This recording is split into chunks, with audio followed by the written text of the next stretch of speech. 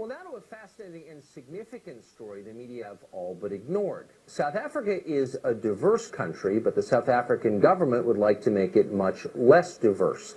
An embattled minority of farmers, mostly Afrikaans-speaking, is being targeted in a wave of barbaric and horrifying murders.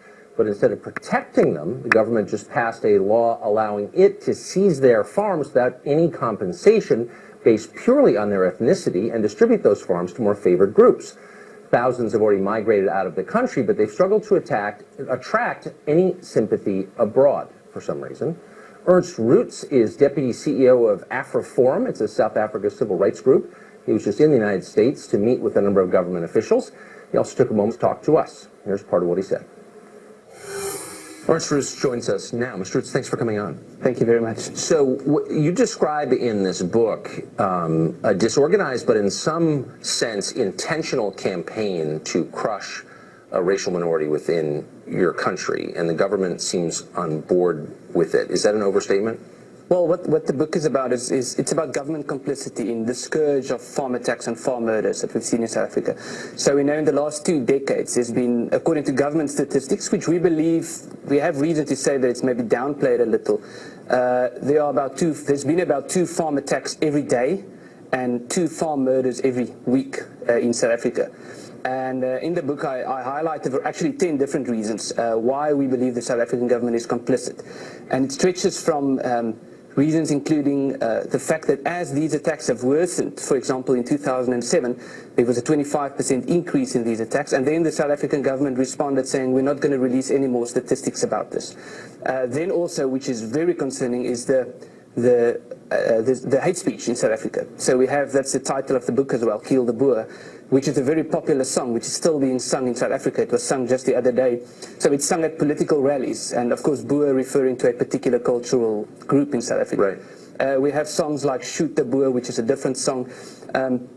So there are a variety of ways in which we believe... But I thought that hate speech was now a crime punishable by prison time in South Africa. Are any of the people who say this arrested? Well, there's a bill on the table to have hate speech declared a crime punishable by prison time.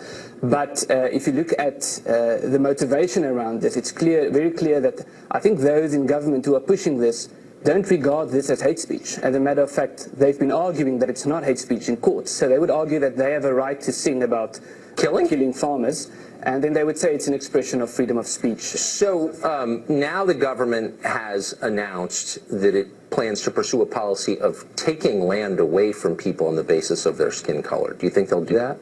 Well, that's what was adopted in our parliament in February. A motion was adopted that the property rights clause in the South African constitution has to be changed to allow for expropriation of private property without compensation. So the state president, Cyril Ramaphosa, said that this would turn South Africa into the ultimate paradise and the Garden of Eden. And Deputy President David Mabuza even went further, saying that, basically threatening white farmers that if they do not voluntarily hand over their land to black people, then there would be a violent takeover. So the situation is very dire in South Africa.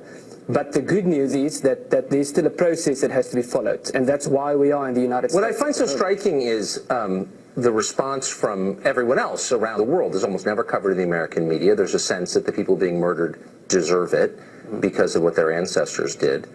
And the international community is similarly silent.